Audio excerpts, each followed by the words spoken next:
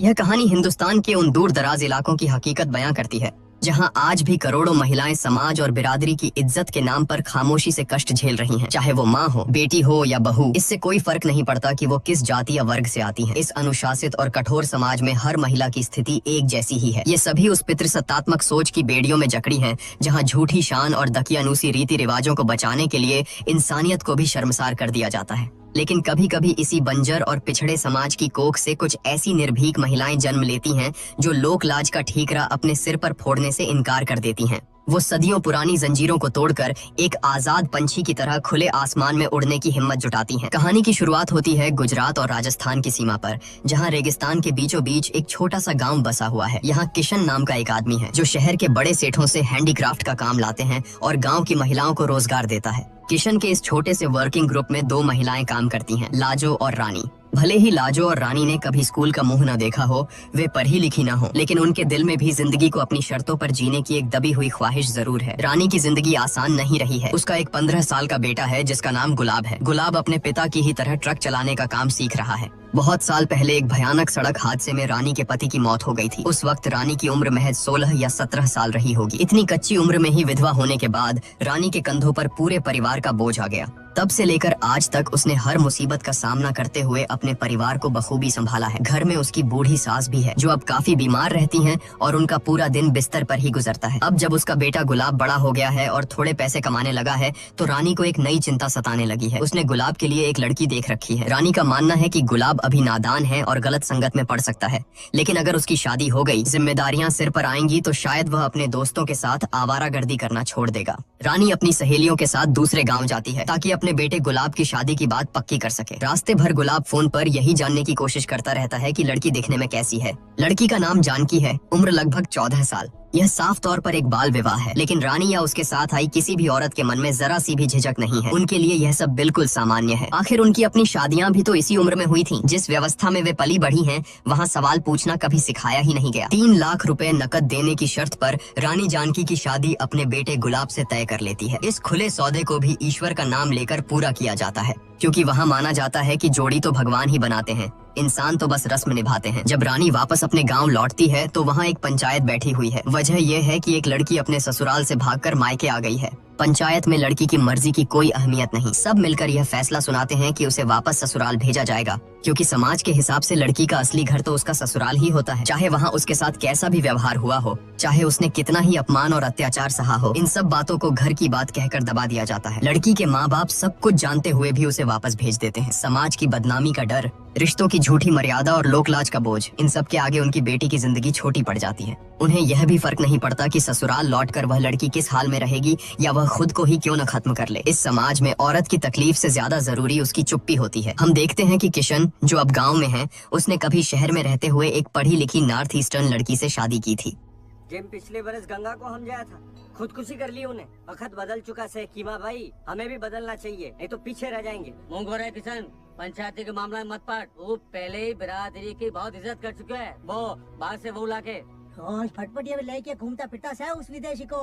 मैं कोई आसमान से टपकी नहीं हूँ, मणिपुर की रहने वाली हूँ। रोज फटफटिया में चढ़ के मैं बस स्टॉप जाती हूँ अपने पति के साथ। इसमें शर्म से मरने वाली बात क्या है? ज्यादा पढ़ाई की धोस मत दे हमें। उसकी इस लव मैरिज ने गांव के ठेकेदारों की नजरों में समाज की इज्जत को मटियामेट कर दिया था। खानदान की इज्जत के नाम पर उस लड़की को जबरन वापस भेज दिया गया। जाते वक्त उस लड़की की आंखों में सिर्फ आंसू नहीं थे, बल्कि अपने ही लोगों और अपने पति द्वारा मिले उस विश्वासघात की गहरी पीड़ा थी, जिसे शब्दों में बयां नहीं किया जा सकता। वक्त बदला और गांव में एक डांस कंपनी ने अपना डेरा जमाया। यह कंपनी यहाँ कई दिनों तक रुकने वाली है। इस कंपनी की जान और सबसे बड़ा आकर्षण है बिजली, जिसके मंच पर आते ही पूरा गांव उसकी एक झलक पाने को बेताब हो जाता है। उसकी हर लचक के साथ लोगों की धड़कनें थिरकने लगती हैं। लेकिन बहुत कम लोग जानते हैं कि यह बिजली रानी की बचपन की सहेली है। उनकी यह दोस्ती तब शुरू हुई थी जब वे महज 14 से 15 साल की थी। रानी को वो दिन याद है जब उसका पति अक्सर बिजली के पास जाया करता था। एक रात बिजली खुद रानी के पति को, जो नशे में धुत था, घर छोड़ने आई थी। तब रानी इतनी भोली और नादान थी कि उसे बिजली में एक शुभ चिंतक नजर आई। उसने बिजली को खाना खिलाया और रात भर उससे बातें करती रही। उसे अंदाजा ही नहीं था कि उसके पति और बिजली के बीच क्या रिश्ता है। रानी के पति की मौत के बाद भी बिजली का आना जाना नहीं रुका। वह हर साल किसी न किसी बहाने रानी से मिलने आती रही और वक्त के साथ सौतन जैसा वो रिश्ता एक गहरी दोस्ती में बदल गया। चूंकि डांस कंपनी अब गाँव में ही है तो रानी और लाजो बिजली से मिलने उसके तंबू में जाती हैं।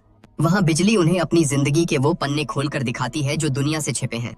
पता है मुझे ना वहाँ एक आदमी मिला, उसने ना मुझे सपने देखना सिखाया, रात भर साला चांद की सैर कराई, साला बताना बेतक तप रहा है। ये उसकी लंबी लंबी उंगलियां ऐसी ऐसी जगह बटन दबाए उसने की। बिजली के तंबू से लौटते वक्त शाम घिर आती है। तभी रानी का फोन बजता है। यह एक रॉन्ग नंबर है। पिछले कुछ दिनों से इस नंबर से रानी को अक्सर फोन आते हैं। फोन के उस पार कोई है जो उससे बेहद अश्लील और गंदे अंदाज में बातें करता है। बार बार फोन करता से, ऐसी ऐसी बातें करता से, गुलाबो ई गुलाबो ऊ, लाल हो रही तू।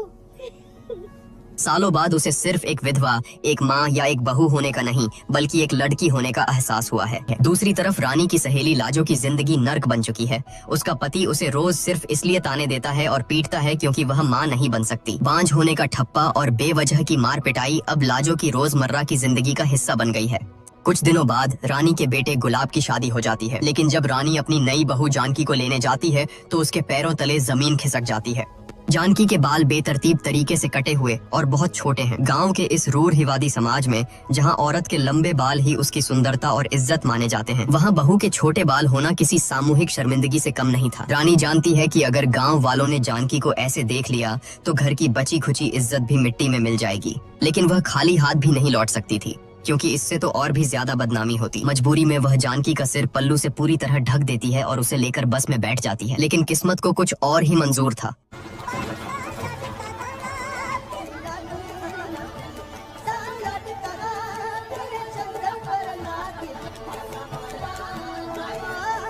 घर पहुंचते ही कोहराम मच जाता है। गुलाब अपनी माँ पर भड़क उठता है। वह चिल्लाता है कि रानी ने जानबूझकर उसके लिए ऐसी दोषपूर्ण लड़की ढूंढी है ताकि समाज में उसकी नाक कट जाए। मुसीबत यहीं खत्म नहीं होती। शादी वाले दिन ही गुलाब की दादी की मौत हो जाती है। गांव वाले बातें बनाने लगते हैं कि नई बहू के कटे बाल और अपशकुन देखकर बुढ़िया को सदमा लगा और वो मर गई। हालांकि सच यह था कि दादी इतनी बुजुर्ग और कमजोर थीं कि शादी की भागदौड़ और सफर की थकान झेल नहीं पाई और नींद में ही चल बसी। पर समाज को तो बस ताने मारने का एक बहाना चाहिए था। जैसे जैसे समय बीत रहा है, रानी को अपने बेटे गुलाब में अपने ही मरहूम पति की परछाई दिखने लगी है। बंद कमरे से जब बहू जानकी के साथ मारपीट और जोर जबरदस्ती की आवाजें आती हैं, तो रानी का कलेजा कांप उठता है। वह जानती है कि वहाँ क्या हो रहा है, क्योंकि उसने खुद बरसों यह सब सहा है। वो चीखें उससे सुनी नहीं जाती, इसलिए रातों को वह घर से निकलकर अपनी सहेली बिजली के तंबू में चली जाती है, जहाँ उसे थोड़ी शांति मिलती है। इस घुटन भरे माहौल के बीच किशन और उसकी पत्नी नोवी बदलाव की एक नई बयार है। किशन के यहाँ काम करने से गांव की औरतें न सिर्फ पैसा कमा रही हैं, बल्कि अपने पतियों पर उनकी निर्भरता भी कम हो रही है। किशन की पत्नी नोवी उन्हें पढ़ाई लिखाई की अहमियत समझा रही है। औरतें अब थोड़ी बहुत अंग्रेजी भी बोलने लगी हैं और शहर से बड़े बड़े आर्डर लाने में मदद करती हैं। लेकिन गुलाब जैसे मर्दों को यह बदलाव फूटी आंख नहीं सुहाता। उनकी नजर में किशन और उसकी पत्नी औरतों को बिगाड़ रहे हैं, उन्हें उनकी औकात से बढ़कर सोचना सिखा रहे हैं। गुलाब का मानना है कि अगर औरतें ज्यादा पढ़ लिख गईं, तो किताब उनके सर पर चढ़ जाएगी और वो काबू से बाहर हो जाएंगी। गुलाब की नफरत और कुंठा अब पागलपन की हद पार कर चुकी है। एक दिन वह और उसके आवारा दोस्त किशन के तैयार किए हुए हैंडीक्राफ्ट प्रोडक्ट्स पर पेशाब करते हैं और उन्हें अपने पैरों तले बुरी तरह रौंद देते हैं। गुलाब को इस बात का रत्ती भर भी एहसास नहीं कि जिन चीजों को वह अपनी मर्दानगी के नशे में बर्बाद कर रहा है, उन्हें बनाने में किसी और की नहीं बल्कि उसकी अपनी माँ और गाँव की बहनों का खून पसीना लगा है। वह अपनी ही थाली में छेद कर रहा है। एक दिन लाजो उसके घर आती है। आज वह हमेशा की तरह चहक नहीं रही, बल्कि बहुत उदास है। उसके पति ने शराब के नशे में उसे आज जानवरों की तरह पीटा है। यूं तो मार खाना उसके लिए रोज की बात है, पर आज उसके शरीर पर पड़े नील और जख्म गवाही दे रहे हैं कि दरिंदगी की सारी हदें पार हो गई हैं। रानी खामोशी से लाजो के जख्मों पर मरहम लगाने लगती है। रानी की उंगलियों का वह नरम स्पर्श, लाजो ने ऐसा अपनापन और सुकून अपने पति के हाथों में कभी महसूस नहीं किया था। उस पल दर्द और संवेदना के उस नाजुक धागे में बंधकर दोनों भावनाओं में बहने लगती हैं। वे एक दूसरे के करीब आ ही रही होती हैं कि तभी वहाँ रानी की बहू जानकी आ जाती है और उन्हें झटके से एक दूसरे से अलग होना पड़ता है। अगली सुबह गुलाब के कुछ दोस्त घबराए हुए रानी के पास आते हैं। खबर मिलती है कि गुलाब बड़ी मुसीबत में है। वह जहाँ अक्सर अपनी हवस मिटाने जाता है, वहाँ बिना पैसे लिए चला गया था। उसका पिछला हिसाब भी बाकी था, इसलिए वहाँ के दलालों और गुंडों ने उसे बंधक बना लिया है। एक माँ की मजबूरी देखिए। उस बेटे को छुड़ाने के लिए जो रोज उसका अपमान करता है, रानी को किशन से मदद मांगनी पड़ती है। इतना ही नहीं, उसे उस बेटे की जान बचाने के लिए अपना मंगल सूत्र तक बेचना पड़ जाता है। दूसरी तरफ घर के बाहर एक अलग ही मूक प्रेम कहानी चल रही है। एक लड़का रोज दूर गांव से साइकिल चलाकर आता है। वह घर के अंदर नहीं आता, बस दूर से जानकी को एक नजर देखता है और वापस चला जाता है। कभी कभी वह जानकी के लिए चुपके से किताबें भी छोड़ जाता है। असल में यह लड़का जानकी का स्कूल का साथी है। वे एक दूसरे को पसंद करते थे, लेकिन वह गरीब था। जानकी के घर वालों की मुंहमांगी रकम नहीं दे सका, इसलिए यह रिश्ता नहीं हो पाया। अब राज खुलता है कि जानकी के बाल छोटे क्यों थे। उसने फैशन के लिए नहीं बल्कि विद्रोह में अपनी शादी वाले दिन खुद अपने बाल काट लिए थे ताकि लड़के वाले उसे ठुकरा दें। पर अफसोस, समाज की जिद के आगे उसकी एक न चली। इधर रानी का बेटा गुलाब दिन ब दिन बदतर होता जा रहा है। वह अब पूरी तरह जानवर बन चुका है। वह वेश्याओं के पास जाता है, घर आकर जानकी को पीटता है और अपनी जिंदगी की हर परेशानी के लिए अपनी माँ को दोषी ठहराता है। रानी ने सोचा था कि बेटे की शादी कर देगी तो जिम्मेदारी के बोझ से वह सुधर जाएगा, उसकी अपनी जिंदगी थोड़ी आसान हो जाएगी। पर हुआ इसका ठीक उल्टा। आज जब वह जानकी की हालत देखती है तो उसे डर लगता है। जानकी का आज रानी के कल जैसा है। ऐसा लगता है जैसे जानकी का भविष्य भी रानी की ही तरह अंधेरों और आंसुओं में लिखा जा चुका है। एक दिन बिजली अपनी मोटर सवारी पर लाजो, रानी और रानी की बहू जानकी को बिठाकर गांव से दूर एक पुराने किले के खंडहरों में ले जाती है।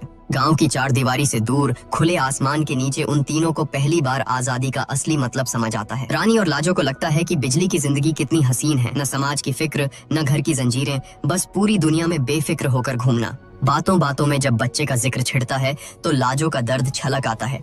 वह रुआं से होकर कहती है कि शायद मैं कभी माँ नहीं बन सकती, मैं बांझ हूँ। तभी बिजली एक ऐसी बात कहती है जिसने लाजो के होश उड़ा दिए। बिजली कहती है, जरूरी नहीं कि कमी तुझ में हो सकता है कि तेरा पति नपुंसक हो। लाजो हैरान रह जाती है। उसने आज तक कभी सुना ही नहीं था कि कोई मर्द भी बांझ हो सकता है। गाँव में तो औलाद न होने का सारा दोष सिर्फ औरत के सिर मढ़ा जाता है। बिजली सलाह देती है कि वे डॉक्टर के पास जा सकते हैं, लेकिन लाजो जानती है कि उसका पति और समाज कभी इसकी इजाजत नहीं देंगे। तब बिजली उसे एक दूसरा गुप्त रास्ता बताती है। एक बाबा है जो तुझे बच्चा दे सकता है। इसी सैर के दौरान बिजली रानी को एक कड़वा सच बताती है।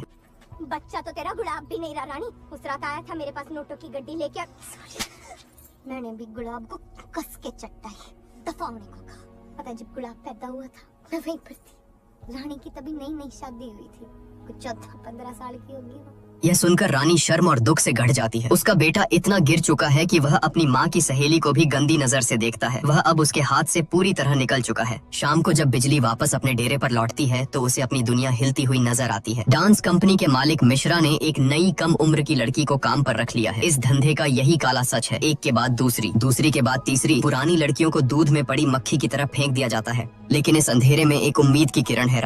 राजू इसी कंपनी में काम करता है और बिजली का दीवाना है। वह बिजली से कहता है कि वह उसे लेकर भाग जाना चाहता है और उसे अपनी रानी बनाकर रखेगा। अगली रात बिजली छुपते छुपाते रानी और लाजो को लेकर उस बाबा के पास जाती है। योजना के मुताबिक लाजो उस बाबा की गुफा में अंधेरे में साड़ी उठाकर आंखें बंद करके लेट जाती है। उसके मन में डर है, संकोच है, लेकिन जैसे ही वह बाबा उसे छूता है लाजो की आंखों से आंसू बह निकलते हैं। क्यों?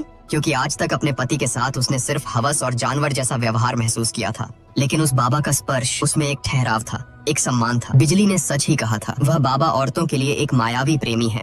उस रात लाजो ने जाना कि प्यार और हवस के बीच क्या फर्क होता है। उसे पहली बार लगा कि वह सिर्फ एक शरीर नहीं, एक इंसान है। वह सचमुच कामदेव का कोई रूप लग रहा था। रानी को फिर से उसी रॉन्ग नंबर से कॉल आता है, लेकिन इस बार उस आदमी की आवाज में वो पहले वाली अश्लीलता नहीं है। वह रानी के सामने अपना दिल खोल कर रख देता है। अपना असली नाम, अपनी असली उम्र और अपने गहरे अकेलेपन का सच उसे बताता है। रानी ने पिछली बार गुस्से में उसे सब सच बता दिया था। मैं एक विधवा हूँ, एक बड़े बेटे की माँ हूँ और मेरी उम्र ढल रही है। अगर इसके बावजूद मुझसे बात करनी है तो कर। तब उस आदमी ने फोन काट दिया था, लेकिन आज वह सब कुछ जानते हुए भी फोन कर रहा है। उसने रानी के सच को स्वीकार कर लिया है। रानी के सूने जीवन में यह एक अजीब सी दस्तक है। उस रात तीनों सहेलियां गांव के एक सुनसान तालाब पर जाती हैं। वहाँ कपड़ों के साथ साथ अपनी सारी शर्म और बंदिशें उतारकर वे पानी में आजाद होकर नहाती हैं। वो कुछ पल उनकी जिंदगी के सबसे सुकून भरे पल होते हैं, लेकिन सुबह होते ही वही पुरानी बेड़ियां उनका इंतजार कर रही होती हैं। गांव लौटते ही आजादी का नशा उतर जाता है। रानी का बेटा गुलाब अब भी शहर के वेश्यालय में अपनी माँ की मेहनत की कमाई उड़ा रहा है। लाजो का पति अब भी उसे रोज बेरहमी से पीटता है। बिजली की डांस कंपनी में नई लड़की आ चुकी है जो धीरे धीरे उसका स्थान छीन रही है। एक दिन जानकी का पुराना प्रेमी फिर आता है। वह दरवाजे पर जानकी के लिए किताबें छोड़कर जा रहा होता है कि रानी की नजर उस पर पड़ जाती है। वह लद्दद्द का रानी को देखते ही भाग जाता है, लेकिन रानी देख लेती है कि कैसे जानकी दौड़कर उन किताबों को सीने से लगा लेती है। कुछ दिन बाद वह लड़का हिम्मत करके घर के दरवाजे तक आ जाता है। वह जानकी को अपने साथ भगा ले जाना चाहता है। उसने शहर में नौकरी ढूंढ ली है और एक नई दुनिया बसाना चाहता है, लेकिन रानी बीच में आ जाती है। पुलिस में रिपोर्ट लिखवानी पड़ेगी। देख क्या रहा से, भाग यहाँ से। इधर लाजो के लिए एक बहुत बड़ी खुशखबरी है। 1 महीना हो गया है, उसे उल्टियां शुरू हो चुकी हैं। वह गर्भवती है। बाबा का आशीर्वाद काम कर गया है, लेकिन 2 महीने बीत जाने के बाद भी वह अपने पति को यह खुशखबरी नहीं सुना पाई है। वह सही मौके की तलाश में है जब उसका पति अच्छे मूड में हो। आज भी उसने कोशिश की, लेकिन जवाब में पति ने उस पर खाना फेंक दिया और उसे धक्के देकर चला गया। खुशखबरी उसके गले में ही अटकी रह गई। रानी की मुसीबतें कम नहीं हो रही हैं। गुलाब की शादी के लिए उसने गांव के सूदखोर से जो 30,000 उधार लिए थे, उसकी एक भी किश्त वह पिछले 3 महीने से नहीं चुका पाई है। ब्याज पर ब्याज चढ़ता जा रहा है और कर्ज का यह बोझ उसे धीरे धीरे निगल रहा है। उधर बिजली को लगता है कि उसे सच्चा प्यार मिल गया है। उसके सहकर्मी राजू ने वादा किया है कि वह उसे इस नर्क से दूर ले जाएगा और अपनी रानी बनाकर रखेगा। रात के अंधेरे में वे बस स्टैंड पर मिलते हैं। राजू उसे अपने साथ दिल्ली ले जाने की बात करता है। चल भाग चलते हैं यार, पिछले दिल्ली साइड चलते हैं। मैं बिजनेस का सारा तामझाम संभाल लूंगा और तू पहले की तरह रानी बनकर रहेगी। सच में आग लगा देंगे मार्केट में। बिजली का वह सपना भी कांच की तरह टूटकर बिखर जाता है। उसे समझ आ जाता है कि राजू उसे प्यार नहीं करता। वह उसे इस नर्क से निकालने नहीं बल्कि उसे दिल्ली ले जाकर उसका नया दल्ला बनना चाहता है। बिजली ने गलत सोचा था कि वह कभी घर बसा सकती है। उसे एहसास हो गया है कि वह जिस दलदल में फंसी है वहाँ से निकलने का कोई रास्ता नहीं है। यह कीचड़ उसे ताउम्र जकड़े रखेगा। नवरात्रि शुरू होने वाली है। घर में एक नया क्लेश खड़ा हो जाता है। रानी देखती है कि उसके बक्से से पैसे गायब हैं। शक की सुई सीधे उसकी बहू जानकी पर जाती है। रानी आरोप लगाती है कि जानकी ने वो पैसे अपने प्रेमी को दिए होंगे, लेकिन सच तो यह था कि पैसे जानकी ने नहीं बल्कि गुलाब ने चुराए थे ताकि वह कोठे पर अपना शौक पूरा कर सके। रात में जब गुलाब नशे में धुत होकर घर लौटता है और जानकी उससे पैसों के बारे में पूछती है तो वह जानवर बन जाता है। वह जानकी को बुरी तरह पीटना शुरू कर देता है। रानी जब अपनी बहू को बचाने बीच में आती है तो गुलाब अपनी माँ को भी नहीं बख्शता। वह गालियाँ देता है और अपनी माँ के चरित्र पर ऐसा घाव करता है जो कभी नहीं भरेगा। अब मुझे समझ में आया मेरे बाप ने तुझे क्यों छोड़ दिया। यह कहकर वह घर से निकल जाता है। बेटे के मुंह से यह बात सुनकर रानी अंदर तक मर जाती है। दूसरी तरफ दशहरे से ठीक एक रात पहले बिजली के साथ वही हुआ जिसका उसे डर था। कुछ लड़की ने जो ग्राहक बनकर आए थे अपने दोस्तों के साथ मिलकर उसका रेप किया। भले ही वह एक नचनिया है, उसका काम लोगों का मनोरंजन करना है, लेकिन उसका भी एक आत्मसम्मान था जिसे बीती रात पूरी तरह कुचल दिया गया। अब वह और ज्यादा यह जलालत नहीं सह सकती। उसकी सहन शक्ति जवाब दे चुकी है। उधर रानी ने एक फैसला कर लिया है। वह नहीं चाहती कि उसकी बहू जानकी का भविष्य भी उसके जैसा हो, घुट घुट कर जीने वाला। वह जानकी को एक ऐसे लड़के के साथ बांध कर नहीं रख सकती जो उसकी रत्ती भर भी कद्र नहीं करता। रानी एक बड़ा कदम उठाती है। गुलाब की शादी के लिए उसने जो कर्ज लिया था उसे चुकाने के लिए वह अपना घर और अपनी जमीन सूदखोर को बेच देती है। कर्ज चुकाने के बाद जो पैसे बचते हैं वह उन्हें लेकर जानकी के प्रेमी के पास जाती है। स्कूल में दाखिला करवा देना। हाँ, कुछ भी हुआ ना जिंदा नहीं छोड़ूंगी, याद रखना। ये तारे लिए मोबाइल नहीं, फोन करना। अम्मा आपकी बहुत याद आएगी। अरे नवा घर में रहने आऊंगी मैं। भगवान खुशी रखे।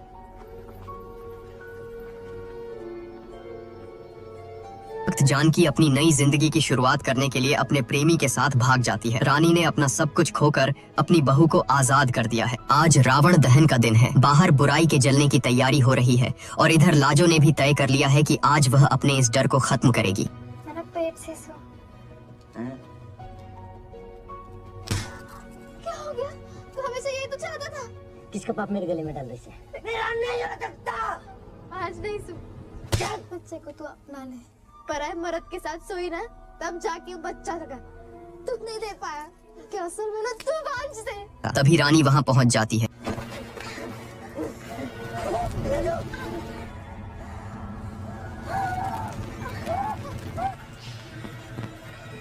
इधर लाजो और रानी बदहवास हालत में भागकर बिजली के पास पहुंचती हैं। बिजली को समझाने की जरूरत नहीं पड़ी। उसने उनकी हालत देखी और समझ गई कि यही वो वक्त है, अभी नहीं तो कभी नहीं। बिजली अपनी मोटर निकालती है और तीनों गांव छोड़कर भाग निकलते हैं। बदलाव किसी योजना से नहीं, ऐसे ही आनन फानन में होता है। उन्होंने इस सड़े गले समाज को उसके हाल पर छोड़ दिया है।